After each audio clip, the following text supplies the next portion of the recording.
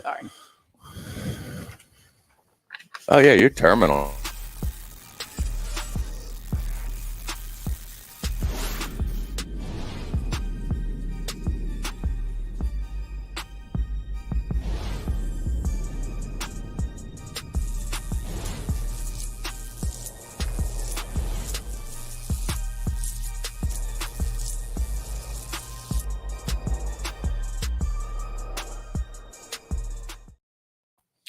Welcome to Tackle Direct Studios for another edition of Bash University Live. It's so much fun this time of year.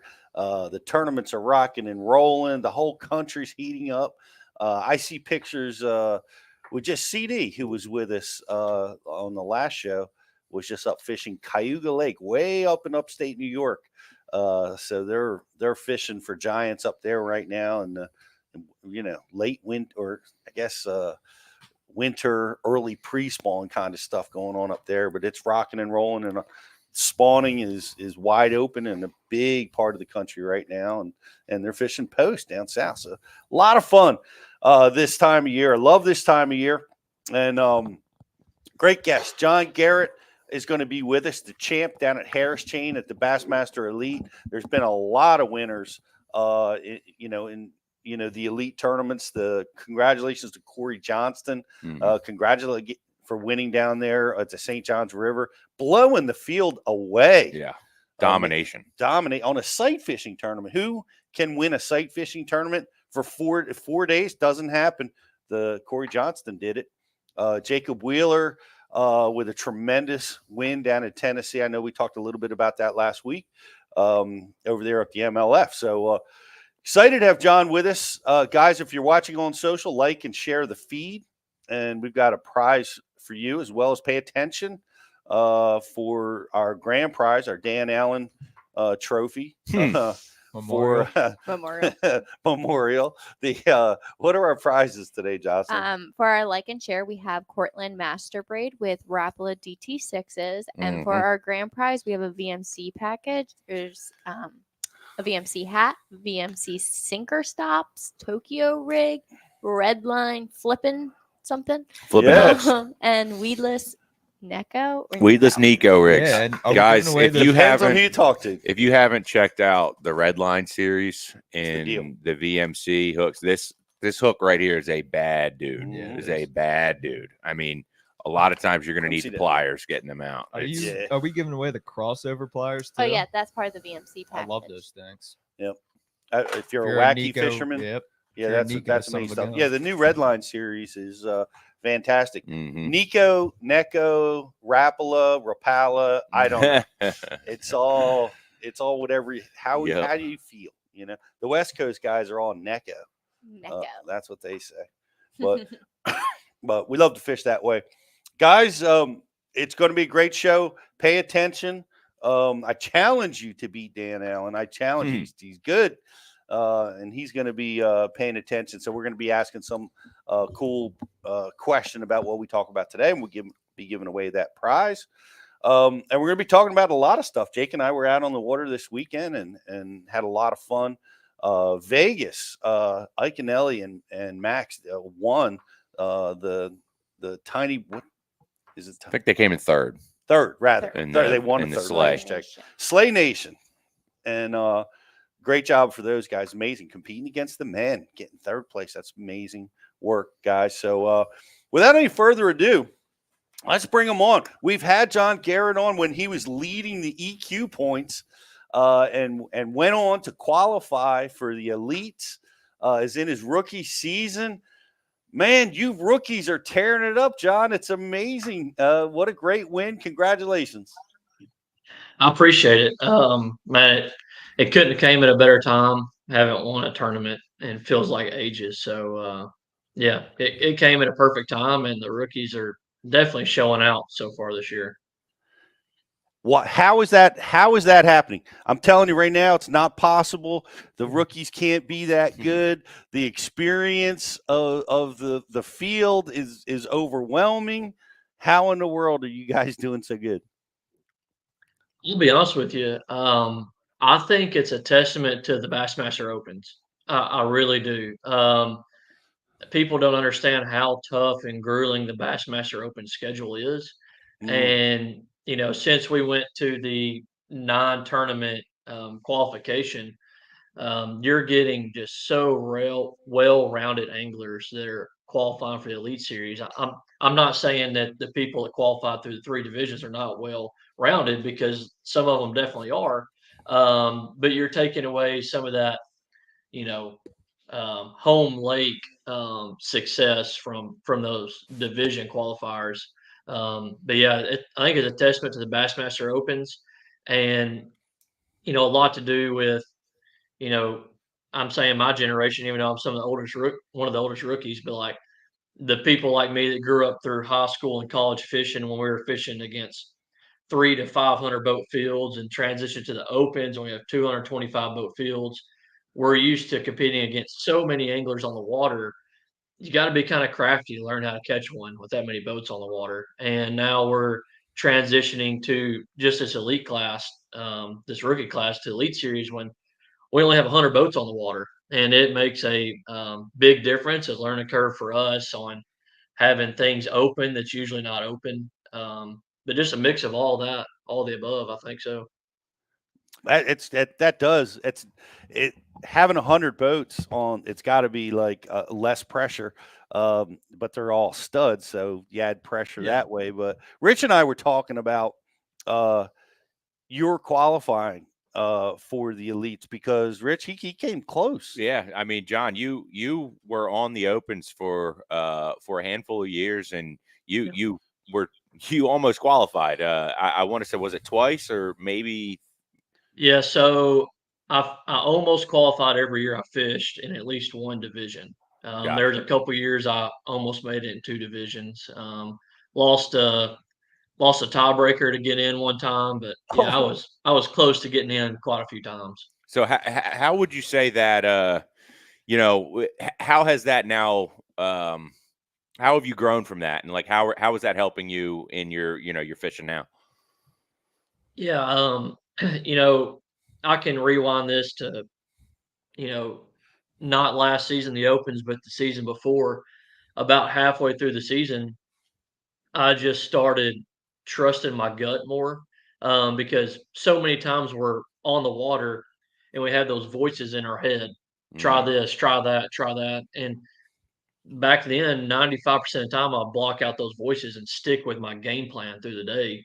And that really never got me by. So, kind of experiencing the trials and I guess the tribulations and all the competition through the opens in college kind of just has finally led me to better decision making and being more open minded and free on the water, which is super hard to do for some of us. I mean, like, I'm just gonna call out Jordan Lee. I think he's one of the best ever at just being free and goofy and having a good time on the water and making excellent decisions.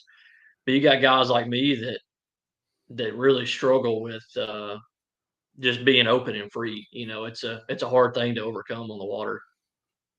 No doubt. It's easy to say fish the moment, but man, it's hard to fish free. Oh, and yeah, that's great. So, being so close, giving you that confidence to be able to do that, that's a great lesson. But you lost the tiebreaker. What was the tiebreaker that you lost? How did that go? That had to be horrible. Yeah, that did. So this was 2021, I believe, in the Central Opens. Me and Cody Huff were sharing a room, and day one, I did okay. I was in like 50th place, but needed a little bit. I was only like 5 or 6 points back. Cody was leading the points. I go out the next day and catch a Grand Lake mega bag. I had like 13, 15, and jump way up I moved from 50th to 13th. He's still in the top 10. And we get back to the house and we're both celebrating qualifying for the Elite Series, like having a good time. Can't believe it happened. And I look at the leaderboard and Jay Shakirat made a huge jump.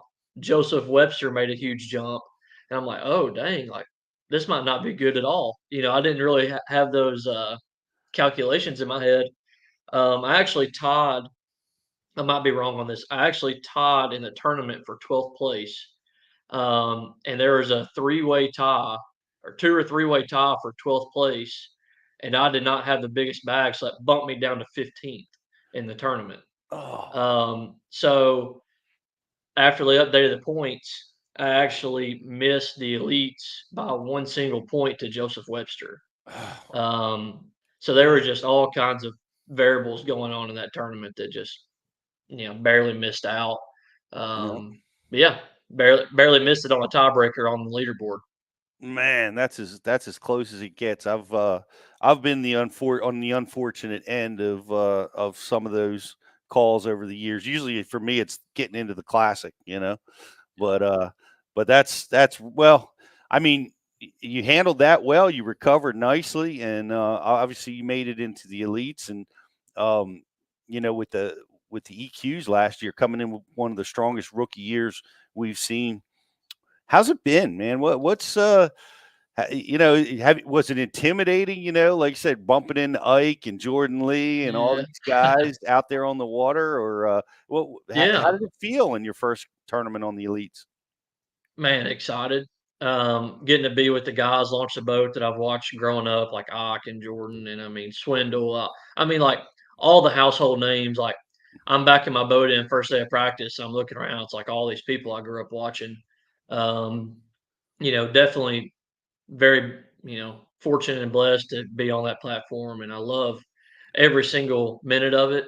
I guess the only one stinker about it is I'm kind of coming in a weird time in the whole fishing world with the electronics and forward facing. So I hear a lot of dropping in the industry right now. That's kind of like taken away, I guess, from that rookie year moment. But man, it's really surreal to be fishing on the platform with those guys, and I couldn't ask for anything better. Yeah, don't let any of that take away from your rookie year. I know that I hear you because you hear everybody griping about it, but yeah, you guys are doing it. You guys are getting it done. I don't want to hear no griping, guys. Yeah, no, not at all. Yeah, winners win. That's the way it goes, Yep. man. And is that one of your strengths? I know we're going to dive into this tournament, but you were using some old school tactics in this event. Would you consider yourself a forward facing guru, or is that your strength? I wouldn't say guru, Pete, but I feel like I'm somewhat proficient at it. It's something that even for me qualifying, I had to change because I'm so used to that. I mean, it's not really old school, but you could call side imaging and 360 old school if you want to. But um, last year I had to basically really implant the forward facing into what I do normally, just to stay competitive because some of these guys are so good and proficient at it, way better than me, that I had to gain a lot of skill with it just to be competitive. I mean, I'm really good and would say better than most at the side imaging and 360 and locating schools of fish that way, but they're so much better at forward facing where I just had to basically implant it into the way I fish, to stay competitive. And I enjoy using it when I getting bid on it and not getting followed. But I would not say a guru by any means compared to a lot of those guys. But I would say I'm pretty decent with it. Well, how did you get decent at it? What was your playbook? Did you just say I'm going to practice this every day, or what'd you do to get good at it? Well, like I say, I'm gonna go back to 2 years ago. I was getting my teeth kicked in a couple opens, and the people I was getting my teeth kicked in by was using forward facing. And I was like, all right, John, like I got this on my boat. Let's learn how to use this thing. Mm-hmm. And I really started to, I wasn't necessarily dialing in, let's say, fishing for floaters and roamers. I was really dialing into what I was doing, fishing oscillated stumps, schools of bass, making really good bait presentations with my lure, and fishing way more productive water throughout the day than I was before I started using that. So like I said, it's just something that if I wanted to do good and I want to do this for a living, I had to become pretty efficient at it. So I just literally just threw my trolling motor down. Every time I put it down, I would try my best to learn how to use it in my own way. Not try to do what some of those other guys are doing with it. Use it to my strengths and help me do what I do better. What's your home lake? Kentucky Lake and Pickwick. Oh, okay. Yep. Yeah, they're good training ground for sure out there. Yeah, no doubt.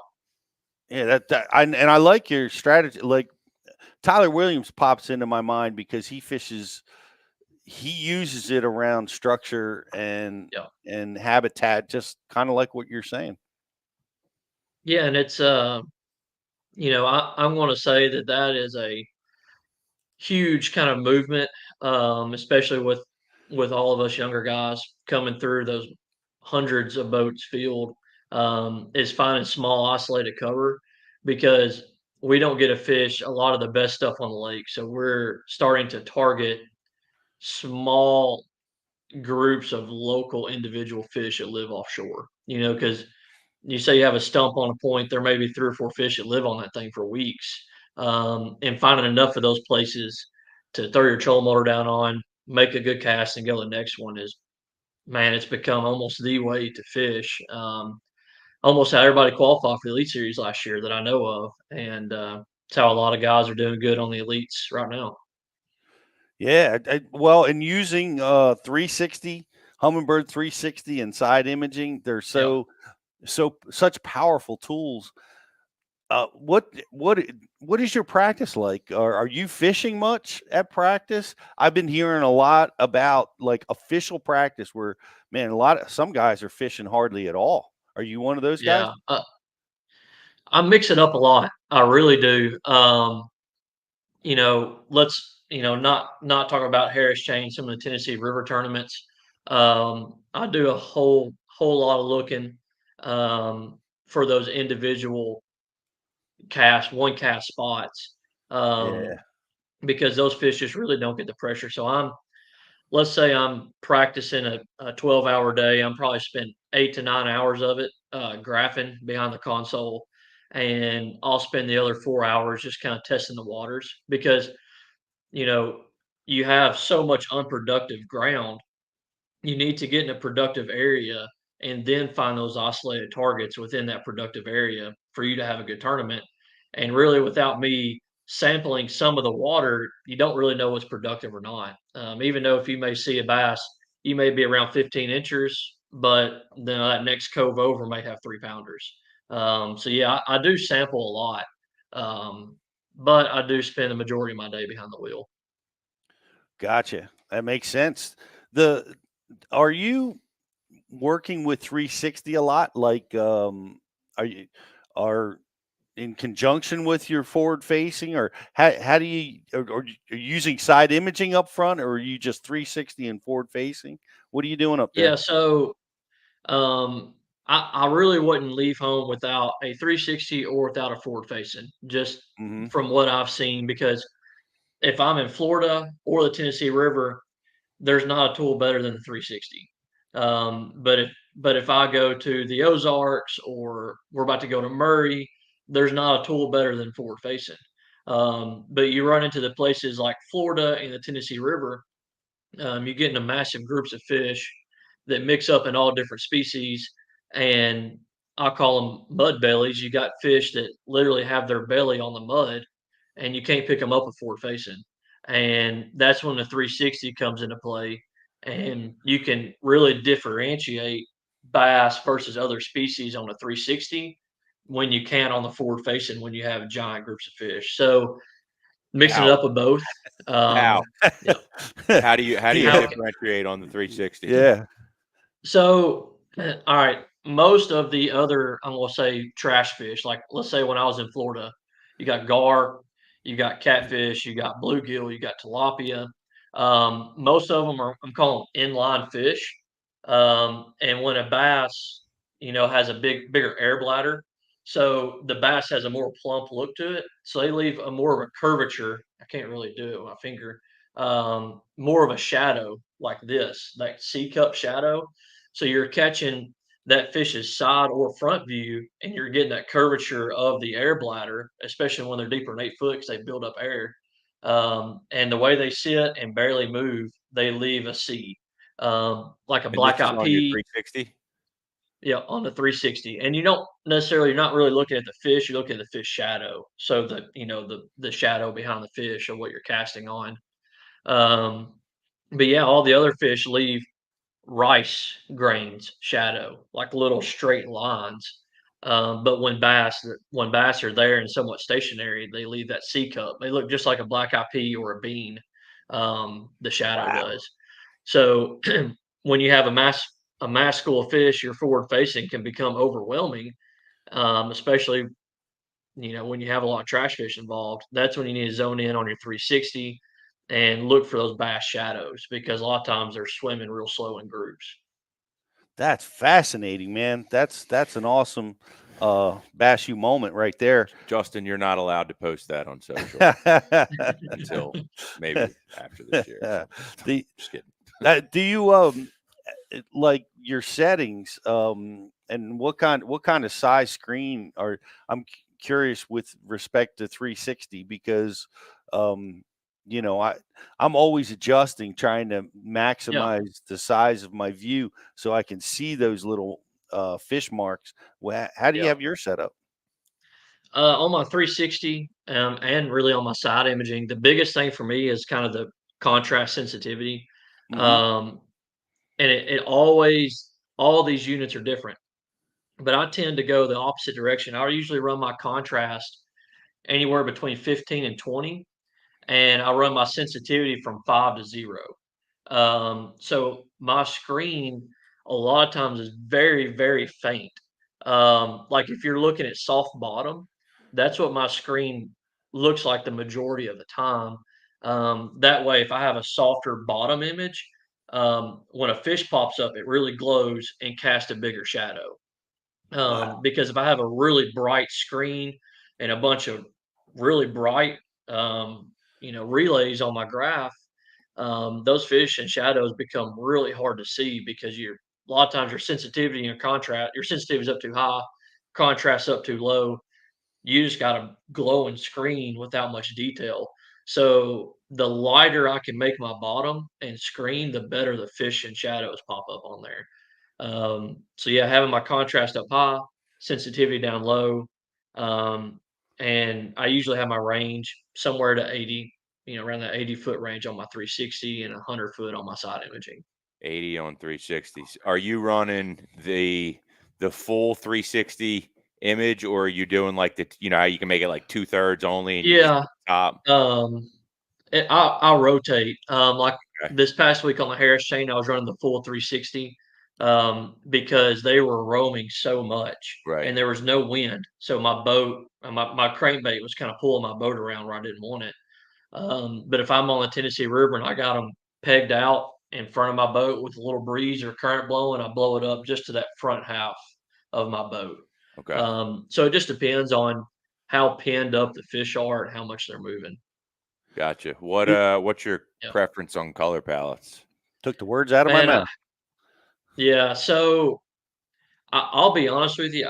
As far as the side imaging, I think that blue palette really shows definition the best, but you have to be zoned in for me on that blue palette because something can slide by you so easy.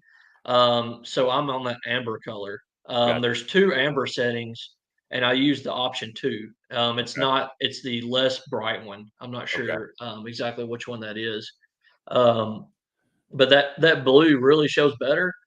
But man, if you're scanning, you can't take your eyes off that screen. And when I'm running amber, I could tend to look at that in my map, and a lot of times I'll still catch those fish going by. So majority of the time I'm running amber most of the time. What about on your 360? Same thing. I'm running amber on my 360. And I would run blue on my 360, but I run my settings so different. I would have to have that screen pretty close to catch the detail on that. So I run the amber on that just because it pops. I do run the blue some on side imaging if I'm going over a place that I have high hopes for, and it just shows a little more detail. But like I said, most of the time amber, almost always amber. Are you running Apex, Solix, or Helix? I'm running Apex this year, Okay. and I ran Solix and Helix the past few years, but I'm running the Apex for the Bass Live feed, so I can plug HDMI cord in this year. Excellent. And do you now, because I can't see anymore? I just got a beat down outdoors like telescoping system where I can pick that unit up and get it a lot closer to me. Are you doing that, or any of the guys doing that out on tour? Yeah, one of my roommate Cody Huff has that same exact beat down mount. He can raise it up a good bit and run it. I am not running it. I'm just running the triple mount on the front. Just because that's what I've ran. It's not because I haven't really explored anything. I've ran that Boat Logics just because it's what I've bought for years and haven't had an issue with it. But no, raising something up, I could see being a benefit as well. What about NBT? Are you running one of those for your forward facing? No, I'm not. I'm just running the traditional Garmin screen. Gotcha. And the 2 Humminbirds up front. What size on the forward facing? 12. Okay. All right. Run a 12 up there. I've flirted around with upgrading to a bigger screen, but I ran a 12-inch for so long, and when I got behind a big screen, everything was bigger. It turned a gizzard shad in my eyes into a 3-pound bass.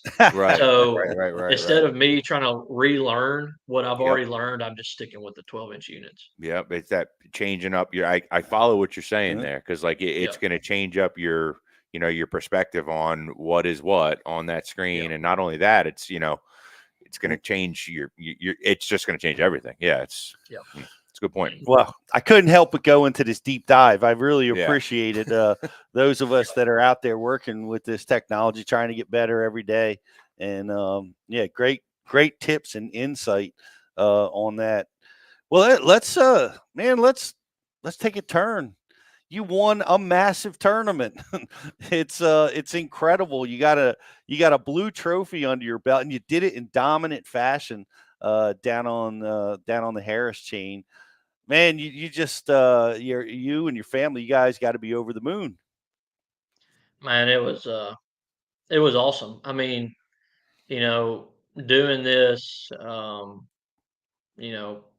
professional fishing, chasing this dream, it takes a lot of selfishness to do this, to leave the family behind, the financial risk of it, and just to see all those hours away from home, away from the family, pay off in a win, man. It means everything to me and the family. It really does. Well, it's tremendous, and it was a tremendous win, and I was able to watch a lot of this tournament, so it was really cool for me to watch you go through this process. But some of the things that were kind of notable to me is you were fishing in a lake that, man, I don't. It was kind of an unpopular lake to win tournaments down there, but man, it sure played well for you. Yeah, I'll be honest with you. I cannot take all the credit for wanting to scope that lake out. I did as all the young guys do. We're accused of getting waypoints and whatnot. But what a lot of these young guys do, we spend so much time researching the bodies of recent time on the bodies of water. And I did so much research. I found that the Bass Nation, the Aaron, the youngest Bassmaster qualifier, won out of Carlton. There was a college tournament last fall, one out of Carlton, and there was a high school tournament one this spring out of Carlton. And that's just going from looking at the results and pictures and Google Earth and all this kind of stuff. I kind of found out that all these tournaments were getting won in Carlton, and the chain has had such a bad flow of water for years, and it just kind of makes sense. Carlton is by itself; it has its own natural body of water, and fish were getting pushed into that clean water.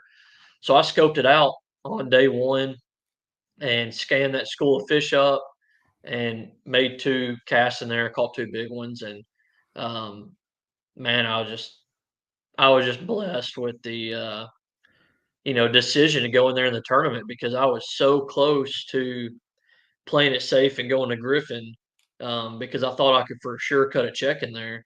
But I was like, man, let's just risk it and go into Carlton. But you're right. And I'll say this: there was a big sidetrack in Carlton. There's a huge rock pile right when you come into the lake, and all these people that did the research found the same thing I did. They went in there, rock pile caught their attention. Everybody fished the rock pile and left. Well, those fish were actually just a few hundred yards away from that rock pile, and I just got lucky and went across them. So I mean, all the cards lined up. People were going in there in practice, but they were fishing the rock pile and got sidetracked from the school of fish, and some didn't know to go in there. So, like you said, it just kind of an unknown lake, and I'm sure to get a lot of pressure now. Yeah, it sure will. Well, what like you drove over the school of fish. Like what did you see? Was this a shell bed or what were they relating to or what'd you find? Yeah, so around that entire lake, there is it's a kind of a eelgrass line around the lake, Mm-hmm. and 100 yards off the bank, it's just harder bottom. And then that area where I caught those fish, the harder bottom extended more out to the middle. So it was 150, 200 yards off the bank, and it was a defined hard shell and soft bottom line. And those fish were just kind of cruising that soft bottom and hard bottom edge. Um, and when I scanned over it, I mean, it looked just like does on Tennessee River. I seen them beans on my side image, and it's like, oh, that's what I've been looking for all day, Beans. And that's awesome. When you see it, it's like there it is. It's just one of those things that you rarely get to see those in the events that we go to. But when I seen it, I knew that it could potentially pay off. You must have been blown away. It seems like nobody else found that. You were fishing all by yourself for 4 days. Well, the first 2 days, one of my buddies found it. Cody Huff found it, and we fished next to each other. Kenta was nearby, and we had some people filtering in and out to the rock pile. But after day 2, I want to say this to the field.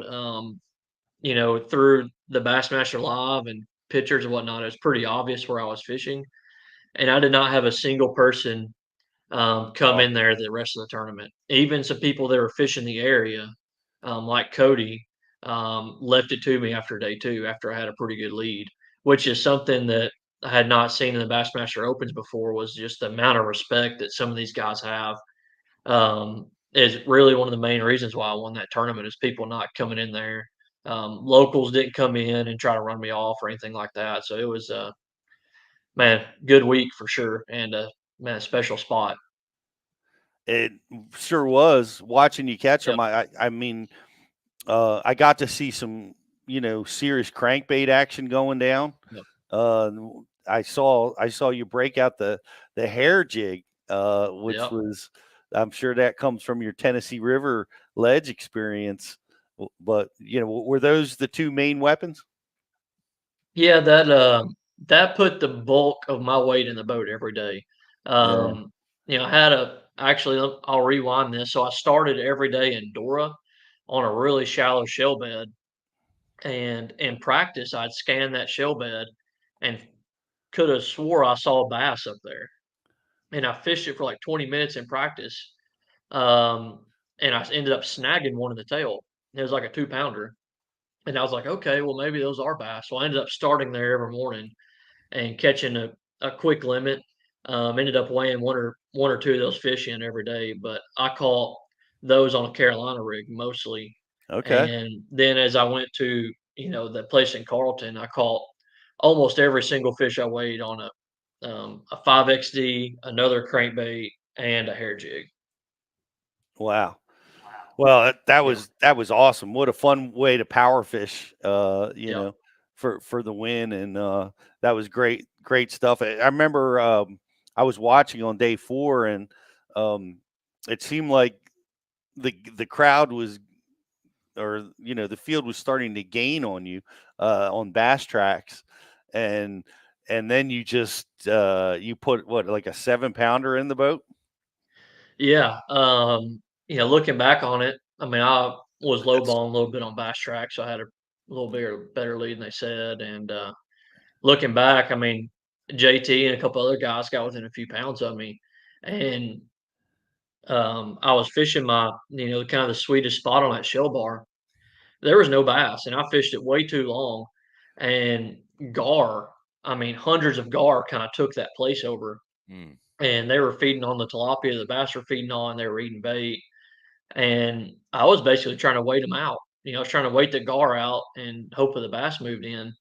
And eventually, I just picked my trolling motor up. I was like, I've got to locate these bass, and I scanned around Carlton for, I don't know if they show this or not, probably 30 minutes.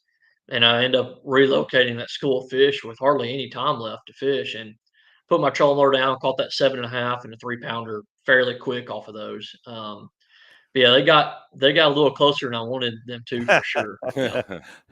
That had to be an awesome feeling. I mean, when that 7-pounder came in the boat, that took a lot of pressure off, I'm sure.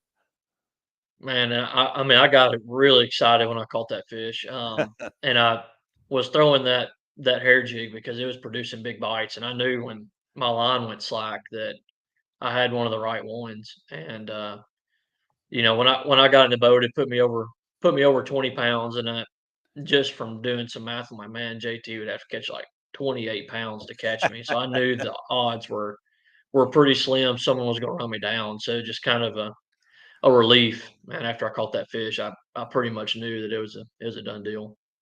Man, that's awesome. Yeah, that's what it was like. We all kind of saw it go down that way, but what a thrill, and congrats on a great win, man. It's just rookie season, getting a win in the rookie season. It's not that common.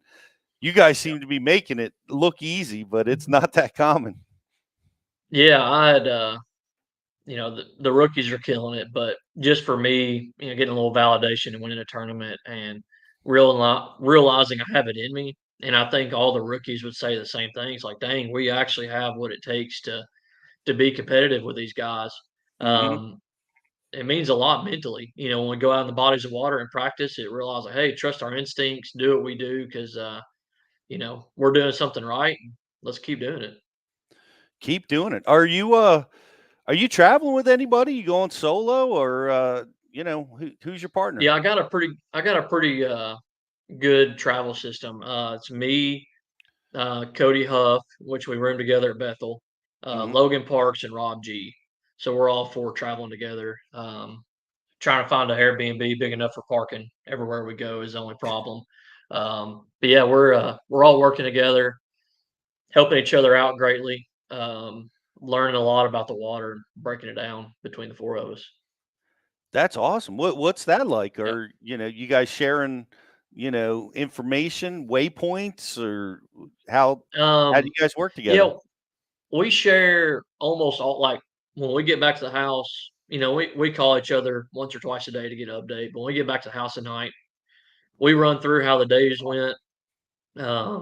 We do share some waypoints, especially like if I find a place or someone else finds a place that has a bunch of keepers on it. Like, hey guys, if it's 2:30 and y'all need to fish, stop on this point and drag a shaky head. There's 2-pounders crawling all over it. That's kind of where we're trying to help each other out at. We're not really trying to get in each other's way of potentially winning a tournament, but what we're doing is making sure is trying our best for one of us 4 not to have a bomb.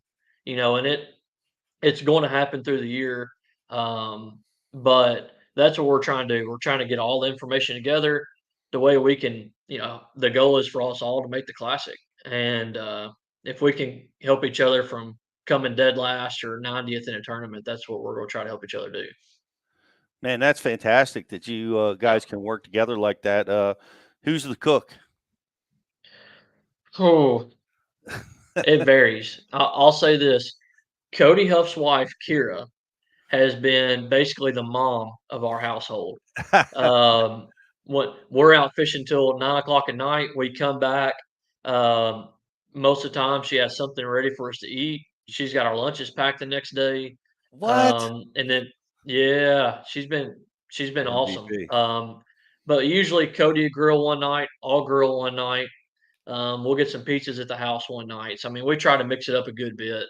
But yeah, trying to make it easy on each other. That way, one person's not doing it all the whole week. Yeah, man, I want tickets to this house. Yeah, Jocelyn acts as our mother here at Bass University when we're on the road too. She takes care of us. That's fantastic. What a great group of guys to travel with. It's really cool to have that kind of support system, and I hope that continues with you guys. The man, there's some stuff going on. I have some notes. I just wanted to kind of check in with you on, like, there's some controversy with the Trey McKinney situation where he got DQ'd for running I guess a no wake zone. What's your take on that? I got really mixed emotions about that. I really do. I guess I can run all those down. He did run a bridge. So there was a bridge just below the ramp on the St. Johns River that was not a posted no wake sign. It was a no wake zone that Bass made just for some safety issues, people coming in and out of the bridge. I feel like if he watched the entire briefing video, he would have heard that it was a no wake zone. But it was not posted. It was not a state law no wake zone. But he shouldn't have ran it. I don't know what a normal penalty is for a no wake zone. Hour and a half is pretty steep, I feel like. But there's a lot of steam coming from the older generation to this rookie class, whether it is from success or I don't know where that steam is coming from. But yeah, people, we all got to watch that we don't blow through no wake zones. We have our life jackets buckled up every time, as we should. Make sure our lights are on when we leave the ramp in the morning. Yeah. But yeah, we got to cross our T's and dot our I's right now for sure. He did run the no wake zone, and he should have been punished for that. But there's a lot of smoke coming for us, no doubt. No kidding. You guys are feeling that. You feeling the pressure. Yeah. I'm not saying necessarily me and a couple of the other rookies, but it's really circled around a few of the rookies. And when it's around one or two of the rookies, it kind of comes into a loop of the entire class. You know how that is. You hang around some, you get looped in with them. But man, it's definitely like that. And if we were not catching bass and holding blue trophies and cutting checks and him leading AOI, then it probably would not be as big of a deal as it is. That's the case we're in right now for sure. Hey, you never want to be under the radar. It's good to be on the radar. Yeah. Even if in the moment it kind of stings a little bit, when you're on people's radar, it means that you're doing something right. Yeah. But I'm just going to dive into it. I don't know if that's something you want to talk about or not. Yeah. I'm all okay. All right. So one of the biggest issues that a lot of these veterans are seeing, and it's from the elite qualifiers being able to get information about the elite schedule before they qualify, because elite schedule comes out August or September, and if you're not officially qualified, then you could talk about the lakes. It's been like that forever. Yeah. But there was apparently a lot of information that got passed around about the schedule this year to the rookies, and they did not like that whatsoever. But that's where it all started, and then when we got here and started catching fish, it just kept going from there. So the rookies were able to talk and get information while the elite pre-qualifiers were not. That's the gripe. As after the schedule come out, because we were not officially qualified before the schedule came out. Gotcha. But at the same breath, a lot of these guys know. A lot of times, where a tournament's going before the schedule comes out. So it's just that with the forward-facing deal is kind of becoming the smoke under the water right now. Well, when I was a rookie, I got the rookie treatment. Like Denny Brower wouldn't let me fish within 5 miles of him. Yeah. Is this a little bit of hazing going on? Like, hazing the rookies? Yeah, is this normal, you think?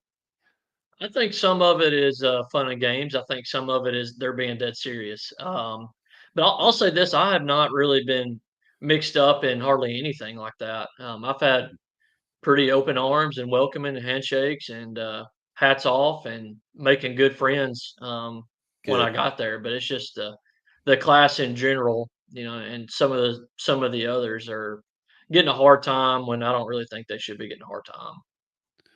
Yeah. Anything over the top you want to expose here on Bass University? I don't think so. No, nothing really just crazy, Nobody's put sugar in gas tanks or flattened tires or none of that stuff? No. By the way, that's been going on for years out on tour, that kind of stuff. I would be fully entertained if it did. As long as it's not got sugar in my gas tank, I'll be good with it. I'll laugh at it with the rest of them. Yeah. But I'll be honest with you. I mean, I'm loving the platform, loving the guys in it. I'm loving the I'm enjoying a 19-year-old leading the AOY points right now. And Man. I'm also loving the Jordan Lee comeback, and he can't do any wrong. And then you got the Corey Johnson, who just won his first ever Elite Series tournament. It's been a great year, man. It really has. You've seen, old school fishing, new school fishing, and I don't know what else you can ask for a better start to the lead season. It's been fun to watch. Corey's win really was has. fun. The guys were talking about it, commentating that, winning a sight fishing tournament wire to wire, like, never happens. And it happened that week. He had it. I mean, it was just, he didn't have to fish the last day to win, and I'll say this from my win at the Harris Chain. Crazy. You always hear when it's your time, it's your time. I could not do any wrong whatsoever at the Harris Chain. Whatever decision I made, whatever bait I threw, I caught big fish. And if you go back and watch Corey's tournament, man, he was dialed in. I mean, he knew where to stop, when to stop with the tides, and when the bed fish. It was his time, and he's been due one. And man, he crushed it. It was amazing to watch a 20+ pound victory. It's truly amazing to do something like that. It really was, and fishing in what would be a community hole, and fishing for spawning fish when guys were all saying, nah, the spawn's going to be over. There's never going to be enough new fish coming in to win. 4-day tournaments aren't won on spawning fish. There was so much working against them, and he winds up, like you said, absolutely dominating the field. It was going against the grain kind of win. It was pretty cool to watch. It was cool, and it's such a I didn't think of it.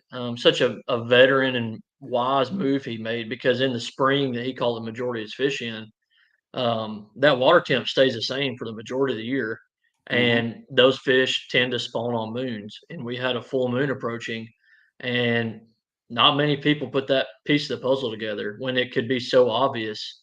He was one of the guys that the bell went off on a 2-day practice period to go in there and look. So, man, hats off to him. That was incredible. Yeah, that was incredible. What's next? What's the next Elite on the schedule? We go to a slugfest on Lake Murray, which I'm really, really looking forward to going to that. I think everybody is going to catch some on some top water and maybe some bedfish and frog garters. Do you think the spawn will be over? Or mostly there? It is never over with some people like Drew Benton and Drew Cook, they catch them on beds all year round. It's incredible. I mean, it lasts until December. I don't know how they make it work. That's so funny. That's so true. Yeah, it's so true. Yeah. I don't know. I scratch my head every time I watch a video, one of their cut line videos, and they're both yanking 6-pounders off beds. I'm like, who'd have thought, you know? Yeah. But there'll be some bedfish. There'll be bluegill bedfish and fry Mhm. garters and herring spawn. It'd be an awesome tournament with a lot of stuff, different stuff going on for sure. Nice. Yeah, that's it. That's exciting. The Lake Murray is that how much of a break do you have? We have about 2 weeks before we go there. Okay. Very, very good. Man, you're sitting pretty good, right? You got you know, I don't want to talk about classic points. It's a little early, but you know, this win certainly helps. Oh, no doubt. I'll talk about classic points. It's all points are all. I mean, just coming from the opens, points are always running through my head. But yeah, we got more of a post-spawny schedule coming up besides for the Drews, and yeah, looking forward to fishing offshore and throwing a worm around and fishing some of that isolated targets we were talking about. But yeah, that hopefully that win opens some more doors down the future because like talking about those points got me thinking about it. Hopefully I'm not as worried about the points going forward and hopefully more chasing down wins because you have guys that just they like Polnick and Patrick Walters, they have that winning, you know, niche about them. They just win and win and win and win. So I'm hoping that winning that tournament kind of lets loose of let me survive this tournament and let me try to figure out how to win this thing. Well, you got a big winning lesson, you know, and making that decision. I heard you talking about it when you were idling in about laying up and going over to Griffin versus, you know, going for the W, and you absolutely made the right call, and that was awesome to watch. You know, congrats! It's great to have you on the show again, man. You know, maybe we'll get to talk to you after Lake Murray. Maybe get 2 in a row, go back to back. I don't know about that. I would love to. Don't get me wrong. I'd love to bring 2 trophies home in a year. But man, winning that tournament meant everything for me. We haven't been over that. Very special. I could not be more thankful and grateful for that tournament and my career so far. And man, love getting on the Bass U. Man, I've been a fan of Bass U since I was just fishing in high school and college. You know, I mean, just always following along and getting tips from Mike Canelli and, you know, all the guys I grew up watching. Be on a podcast, man. I appreciate y'all having me on.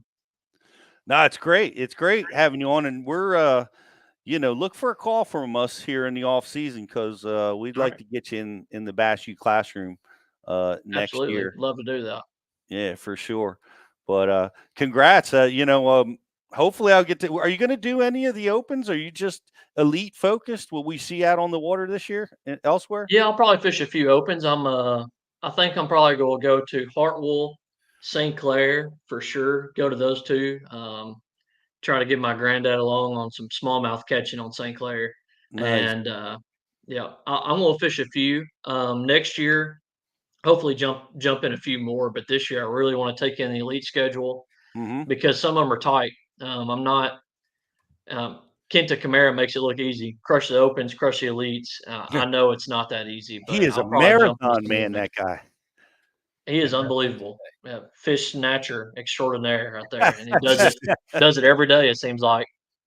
No doubt, no doubt. Well, best of luck the rest of the season. We'll be watching. Yeah, appreciate it. And you know, if we can ever do anything for you, let us know. We'll be definitely reaching out to you.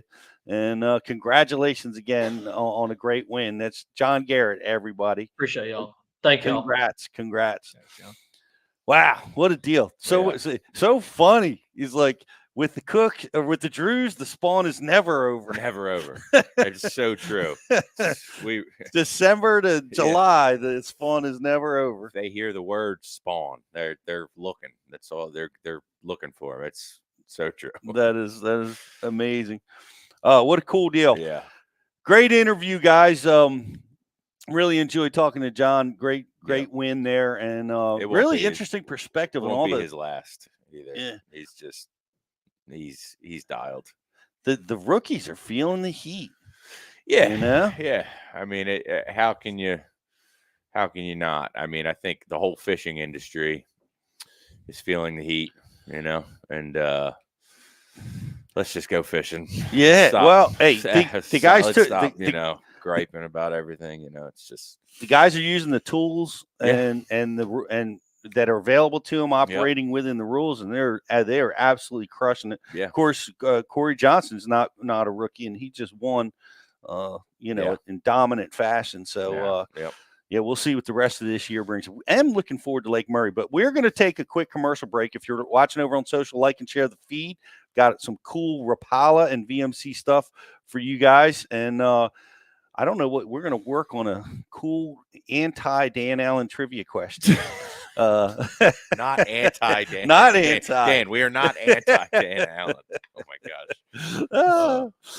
We you're love our guy. We love Dan Allen. But we're going to be working on a trivia question during the break, and we'll be right back after this. Welcome to Minnow King. How can I help you? Everything looks good. I'm friggin' starving, man. Been spawning all morning. Ugh, TMI, bro. What do you want? I'll take a Crush City freeloader and gizzard shad. Anything to drink. Water. Pull ahead, please. Welcome to Minnow King. We're gonna have what he's having. Yeah, throw me in a Ned BLT, too. Pull ahead, please.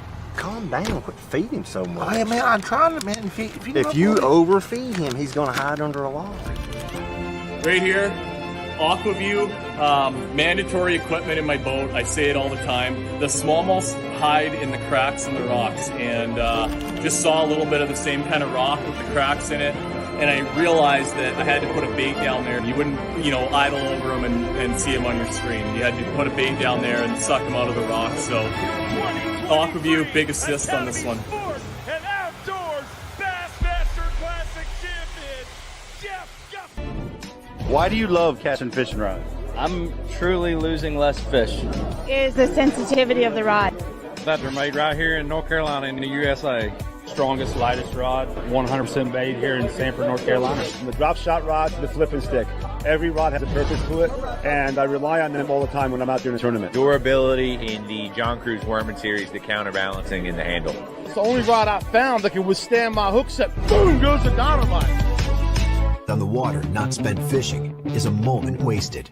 That's why Minn Kota and Humminbird have joined forces to bring you the One Boat Network. Products that communicate and integrate to help you take full command of your boat. Born from our commitment to making the most advanced fishing gear even better by making it work together. The One Boat Network will help you find, get to, stay on, and catch more fish. When One Boat Network products talk to each other, they can navigate your boat automatically. They can give you a crystal clear view of what's below with no messy wires. And they can let you lower, raise, and change shallow water anchor modes from anywhere on the boat. But that's just the beginning.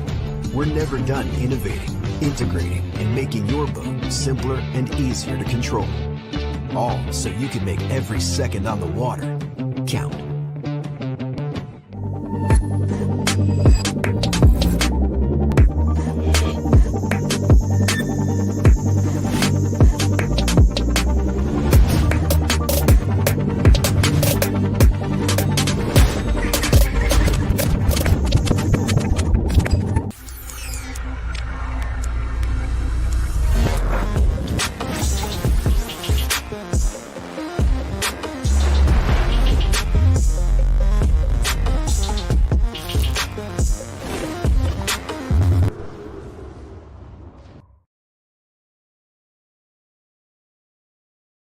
We're back.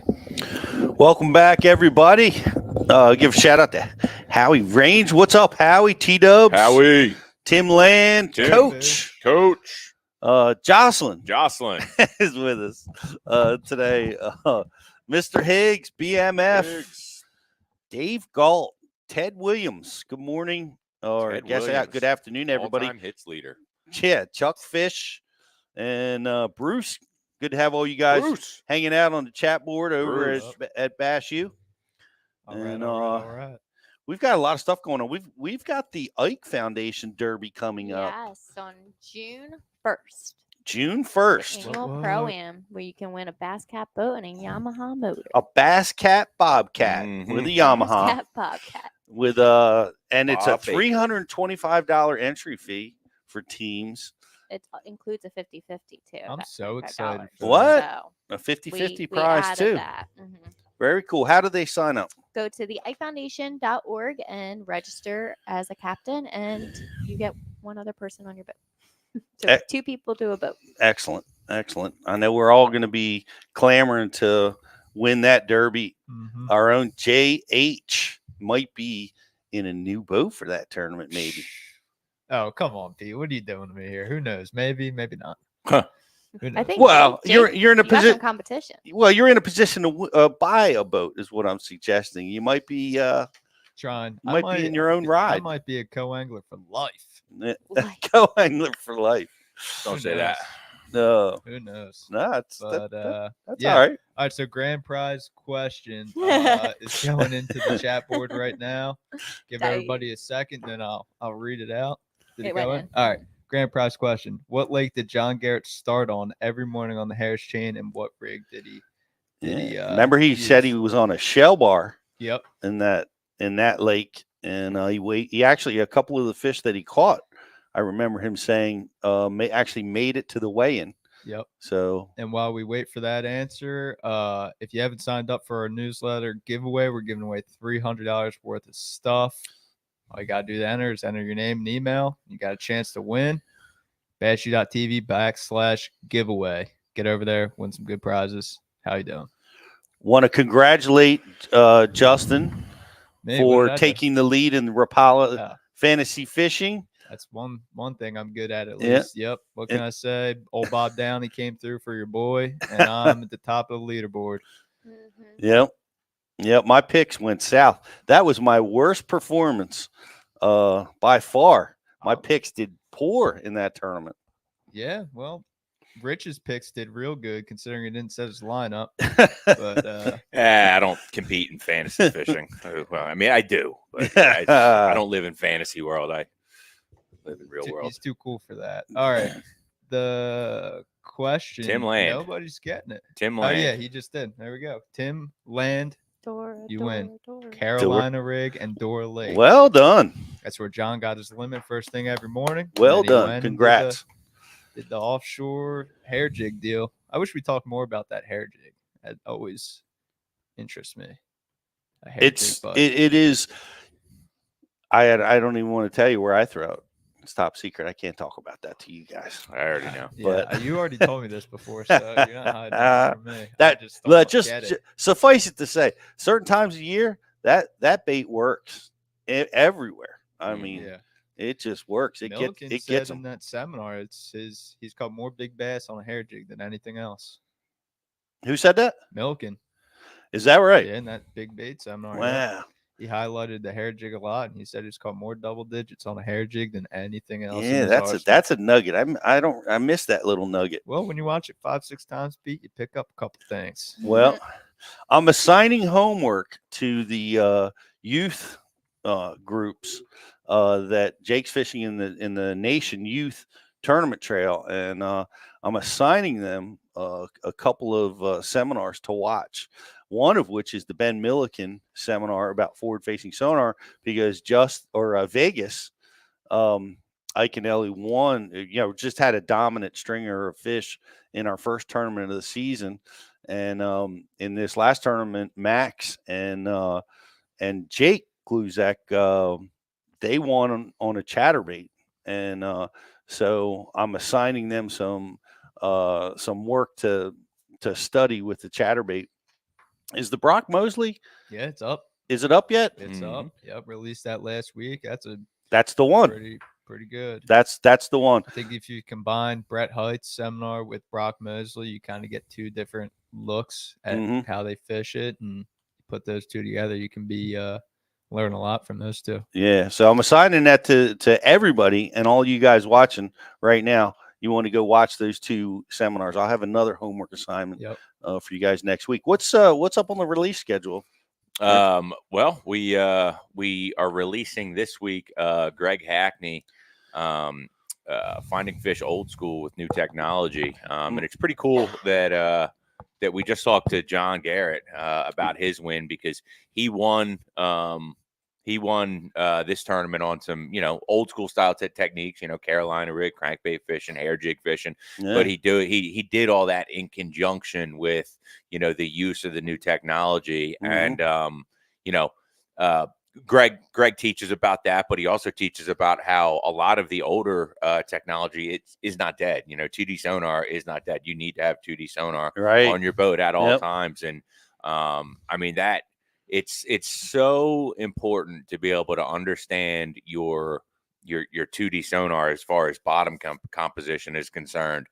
For seasonal patterns, that all those things need to work together in conjunction, and Greg's a natural teacher, and that's it's kind of what he broke down in his seminar. He's one of my. I love the way he thinks. Yep. Always have. He's just a pure outdoorsman. He's a natural. Shout out to Stephen Walden, who's with us.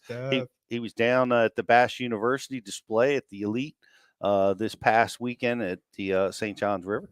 Good to have you with us, Stephen. And we were talking about something before the show. We wanted to talk about the principle. This is a Jason Christie principle. It's Jason Christie principle. Stay ready. It's called Stay Ready. What's that mean? And all right, so the Stay Ready theory. I guess the best way to describe it, or the best way to put a overall view on it, is it fights the urge to be lazy. It fights the urge to not have something at your fingertips when you think that it might be what you need. And I'm going to go into a little bit more detail. But anyway, the Stay Ready theory is, if you break off a jig, or you break off any bait that you have tied on, whether it be practice, tournament, fun fishing, whatever, Stay Ready theory is immediately you retie that bait, you retie that leader, and it gets back in the equation. Now, and that falls in what happens is the Stay Ready theory falls into place with not only that, but it falls into place with your boat organization. It falls into place with your line management, your tackle management, all of those things.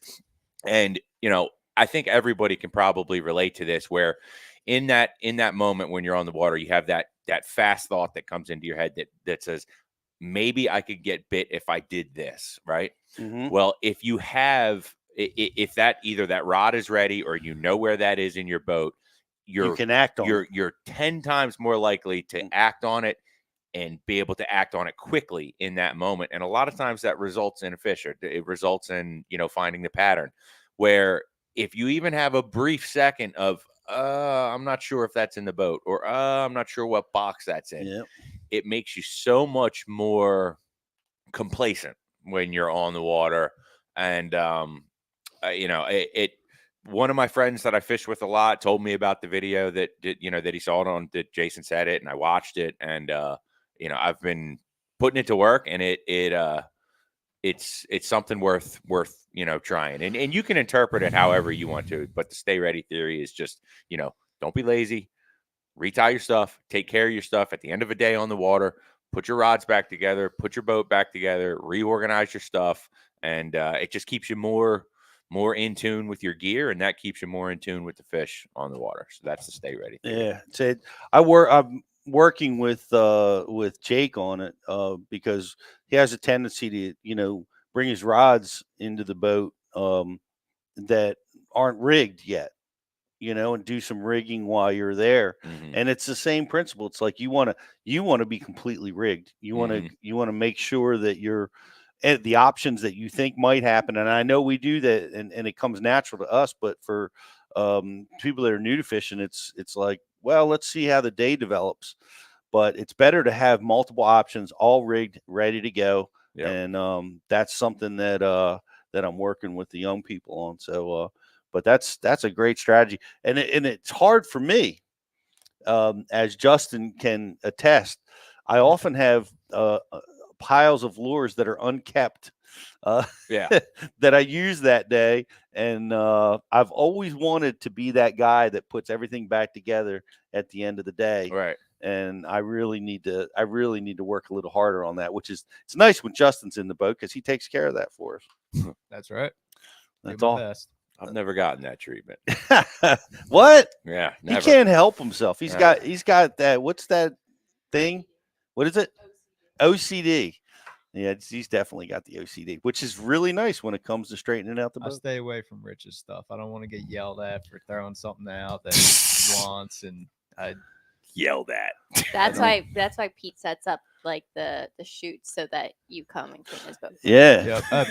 Pete just it was funny. Pete just magically disappeared at the ramp for Justin. Set up this, set up that. I'll be back in a couple minutes. And what do you know? Yeah, that's going to be my new strategy. There you go. With Justin. Just launch him out in the water and go grab a cup of coffee. I'll go park. Back. Yeah, get a cup of coffee, park the vehicle. Well, I brought Pete coffee. How about that? Aww. That was nice. That VIP treatment. Yep, we did not have a great fishing day that day, but we'll make up for that. Sorry. All right, guys. Man, like and share. Nope. Like and share. And sub of the week. Sub of the week. Let's go. All right, sub of the week this week is Hudson and Brooks rocking the Bass U sweatshirt, the Bass U hat. Montevello had a pretty good outing the past 2 tournaments. I think they won Team of the Year again. Look at those. Does Brooks have a smallmouth and a largemouth in his hands? Yep. Sure looks like it from here. It's awesome. So shout out to Brooks and Hudson. Sweet. Yep. Like and share. Josh, who you got? It is Jerry Hodge. Jerry. Yo, Jer. Shout out Jer. Jared just posted a question we'll throw up here. What do you guys think will win next weekend's tournament on the Chesapeake? How much weight are you bringing in, Riz? What's it going to take to win next week? Yep. I mean, Mike sent the bar, this past weekend, 23-8, for a team derby. So I got to say it's going to be about the same. I mean, we were talking about it before the show. There's a group of killers on the Chesapeake right now. It's getting harder and harder to win out there. But gotta love it. Definitely is. You want to be the best, you got to beat the best. That's right.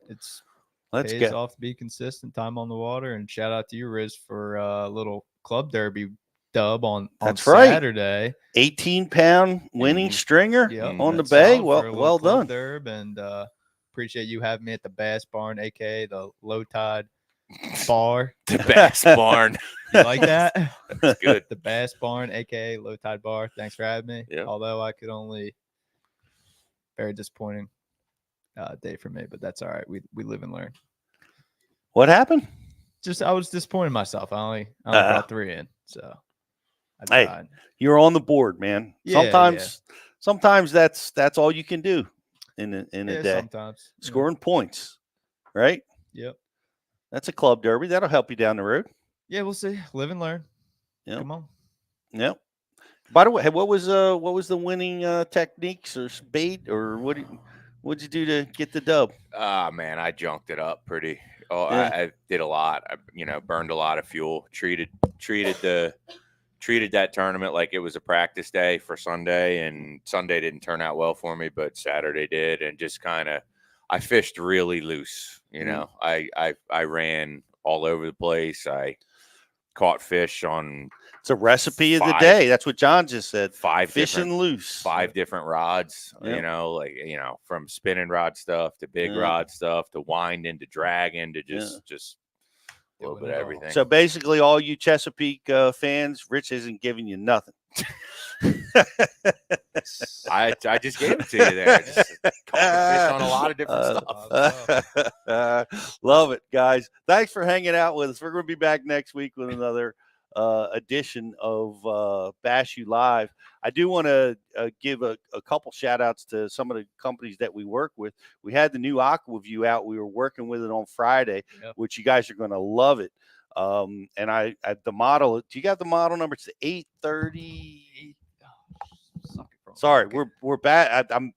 That's my bad. We'll get that model to you. And all this is available for I think it's a 25% off on Bass University, 30% off. But that model is awesome, man. It's quick, it's easy, everything's in one little package. The reeling and unreeling is incredibly efficient. So you guys, awesome battery life too. Yeah, it's stop, drop, and see. Stop, drop, and see. If you don't know what's down there, it will tell you in seconds. So go check that out. Get that for your fishing. And I also want to give a shout out to Cortland Line 10-pound test, Master Braid, High Viz. Jake and I were blasting them this weekend, and virtually all of our fish came on a spinning tackle, or a lot of them did, certainly, with using that Master Braid 10-pound test. Awesome stuff. Great to work with on spinning gear. That all being said, did we get the model number? Did anybody pull the model number? No? I think you guys were all looking at each. I don't know which one. I think it's the 832 VV. Yes. That's it. That's it. Sorry, guys. We'll put it in the chat. Thank you for watching. We'll see you next week on Bass University Live.